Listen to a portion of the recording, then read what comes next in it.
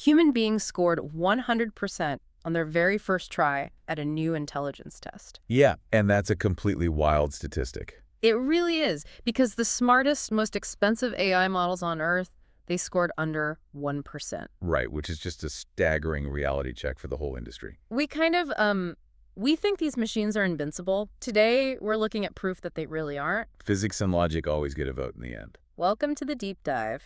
If you've been watching the AI space lately, you probably feel like the ground is shifting under your feet daily. Oh, absolutely. It's moving incredibly fast. You are not alone in feeling that way. Today, we are taking your sources and looking at a massive reality check on artificial general intelligence. And we're also digging into the escalating boardroom drama happening behind the scenes, which is intense. Yeah, we'll see how platforms like Apple and Reddit are adapting. And finally, we'll look at a terrifying new wave of vibe-coded malware. That malware story, it changes the security landscape entirely. We're going to get to that. But first, let's talk about actual capabilities to, ground this discussion. Yeah, we really need to start with the ARC Prize Foundation. They just released ARC AGI-3. Right, and this is a very highly anticipated benchmark. It is. It's designed to test true adaptability, not just what a model has memorized from the internet. It tests how a model reacts to the completely unknown. Yeah. The frontier models had zero prior training on these puzzles. None at all. We're talking about 135 brand new environments. And there are roughly 1,000 puzzle levels in total, right? Exactly. And visually, these puzzles are just simple grids. You have colored squares arranged in patterns. So you just have to figure out the underlying logical rule to solve it. Yeah, it's highly abstract. But humans find it incredibly intuitive. Right, so when I hear that humans ace this, I assume GPT or Claude is right behind us? You would think so, but it was an absolute bloodbath. They completely fell flat. How bad was it? Well, Gemini 3.1 Pro scored 0.37%. Wow. And GPT 5.4? GPT 5.4 scored 0.26%. That is unbelievably low. Claude Opus 4.6 scored 0.25%. Right, and Grok 4.2, it scored exactly 0%. Zero. Not even a fraction of a percent. Yeah, they just hit a brick wall. The gap between human and machine adaptability is still massive. Because humans solved every single environment on the first attempt. We can look at a grid and just intuitively grasp symmetry or gravity. And AI models don't possess that intuition at all. Not yet. You can actually play these public games yourself to see. You just see the pattern and apply it. It's about spotting underlying logical rules on the fly. It's not about reciting memorized facts from a database. Exactly. That's the core difference we are talking about here. And we should probably define our terms clearly. Good idea. Let's define it. AGI. Software that can learn any cognitive task humans do. Right. That is the holy grail for these companies. But right now, we're falling incredibly short. Although, we should mention the critics of this specific test. Not everyone agrees the ARC benchmark is fair. That's true. The scoring system is notoriously demanding on the models. Because the AI must match or exceed human problem-solving speed, right? Yeah. If the model takes too long to process the logic, it scores poorly. And critics say that demands too much compute overhead. Exactly. They argue it skews the final results artificially low.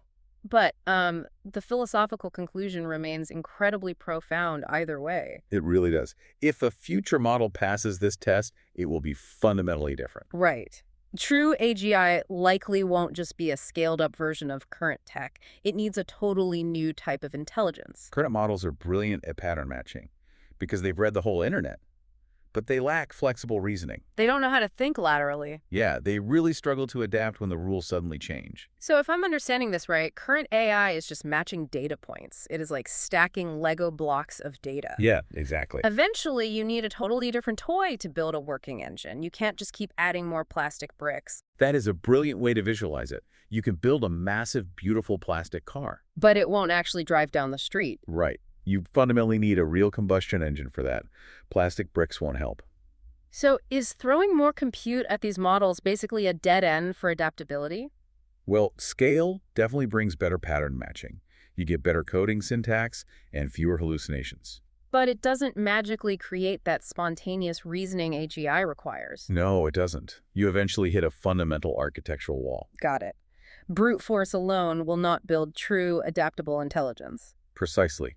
And honestly, that looming technological wall is causing sheer panic. Yeah, if pure computing power won't solve this AGI wall, that totally explains the panic in those leaked Slack messages.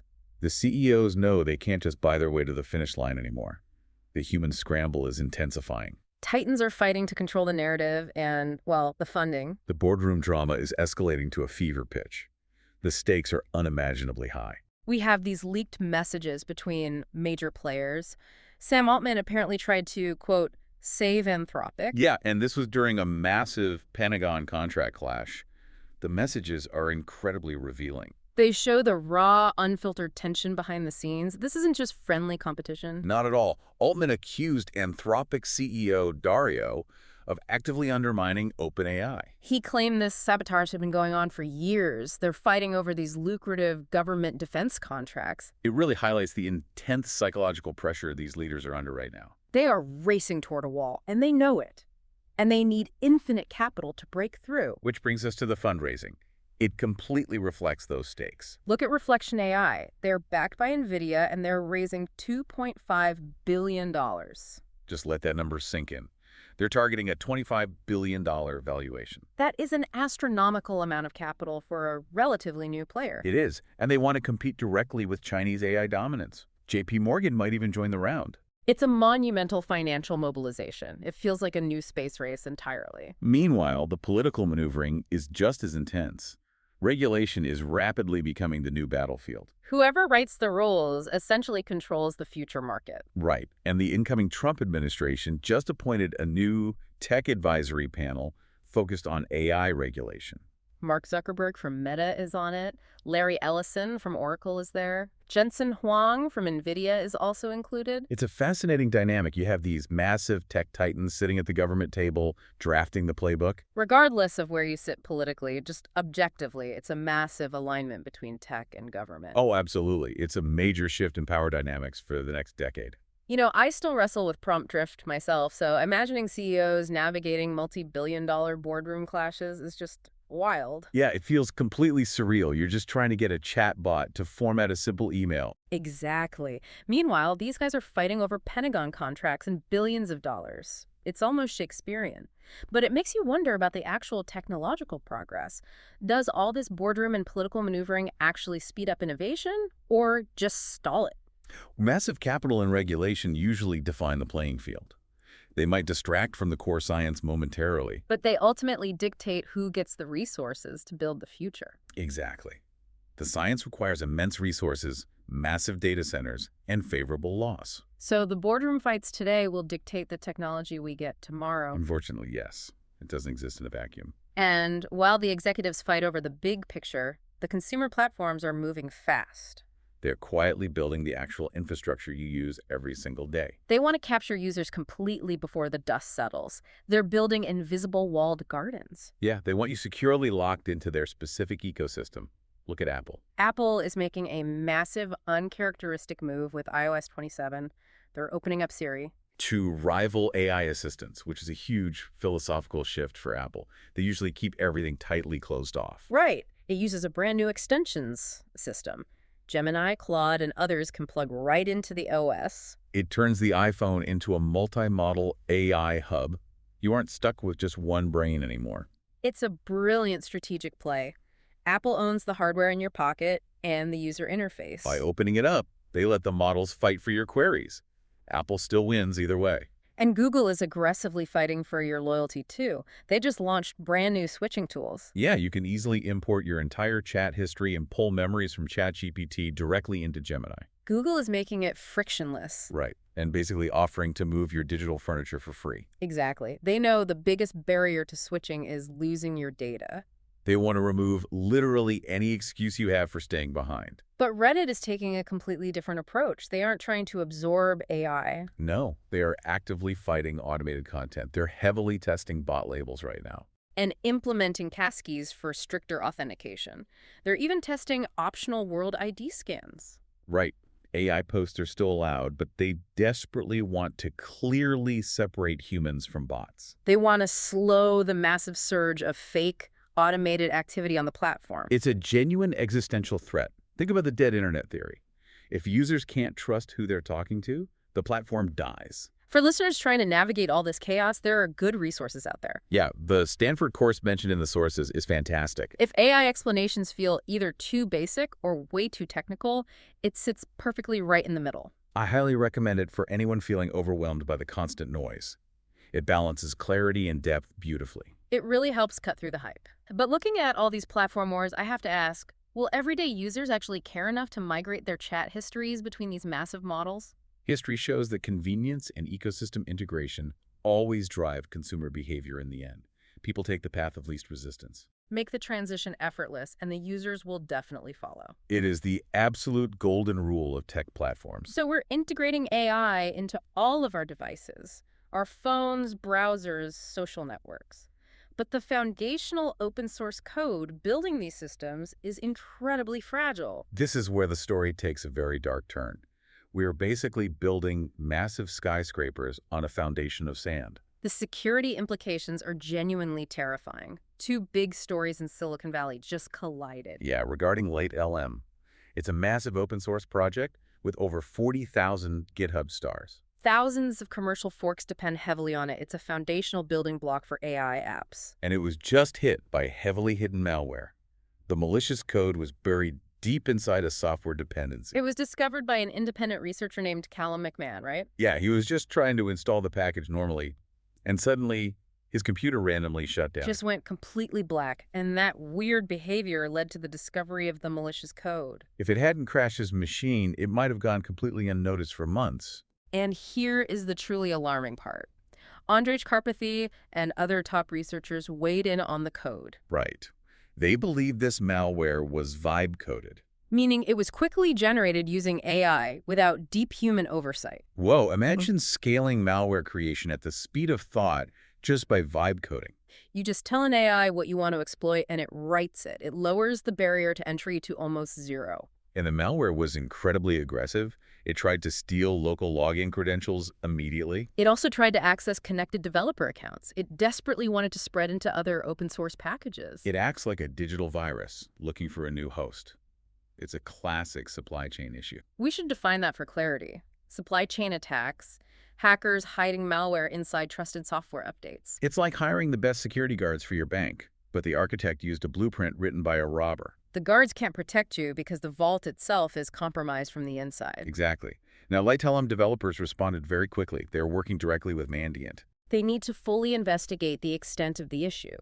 But there is a glaring detail here regarding corporate compliance. Yeah, LiteLLM actually displayed prominent security certifications on their site. They featured SOC 2 compliance and had ISO 27001 certifications. And these were issued by a prominent AI compliance startup named Delve. Delve has faced intense criticism recently.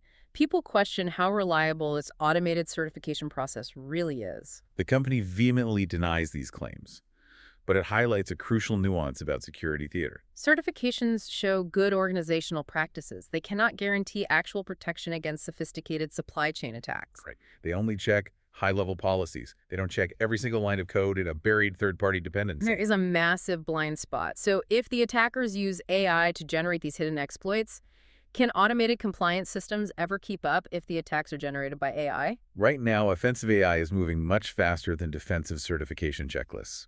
The attackers definitely have the advantage. Meaning our current defense systems are fundamentally outmatched by the threat. Yes, we are relying on slow, static defense in a hyper-dynamic war. It's not sustainable. We are going to pause right here for a brief sponsor break. Sponsor placeholder. And we are back. Let's synthesize this incredible journey we've been on today. We have covered a tremendous amount of ground, and it all connects in a rather unsettling way. We are chasing an elusive, highly adaptable new intelligence. That is exactly what the AGI benchmark showed us. True AGI remains fundamentally out of reach for our current brute force architectures. But to get there, the Titans are fighting fiercely for absolute control and massive funding. We see this with the OpenAI drama, Anthropic, and the new Trump tech panel shaping the future. While the billionaires fight, consumer platforms are making their moves. Apple and Google are locking you into their ecosystems. They are turning your everyday devices into these massive multi-model AI hubs. And meanwhile, the very foundation of all this technology is crumbling.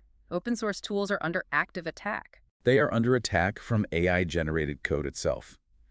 Vibe-coded malware is bypassing enterprise security. It is a highly volatile mix of relentless ambition, massive capital, and extreme technical vulnerability. It really forces you to deeply consider the unseen risks of moving this fast. If current AI can already vibe code malware that bypasses enterprise security, what happens if the first true AGI doesn't announce itself with a high benchmark score, but simply adapts silently inside an open source library? That is a profoundly chilling thought. It might just hide quietly in the noise, waiting. It is something to seriously ponder as we build this future. Thank you for joining us on this deep dive. We will be back with more of your sources soon. Until then, keep questioning the systems around you.